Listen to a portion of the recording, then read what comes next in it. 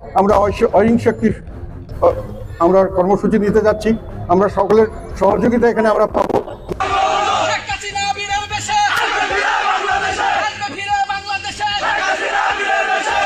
সরকার পরিবর্তনের পর থেকে দেশের রাজনীতিতে কোণঠাসা হয়ে পড়েছে জাতীয় পার্টি। কেন্দ্রীয় কার্যালয় ভাঙচুর সহ নেতাকর্মীদের উপর হামলা মামলার প্রতিবাদে আন্দোলন গড়ে তুলতে চান দলটির চেয়ারম্যান জি.এম. কাদের।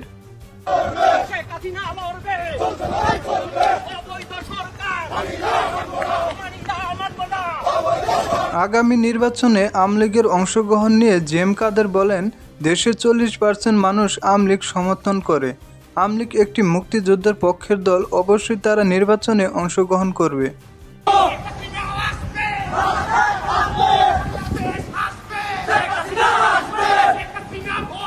বিভিন্ন সূত্রে জানা যায়, একসাথে দীর্ঘদিন জোট করে নির্বাচন করা আওয়ামী লীগ ও জাতীয় পার্টি এবার ডক্টর ইউনূসের বিরুদ্ধে ঐক্যবদ্ধ আন্দোলন করতে পারে বলে ধারণা করা যায়।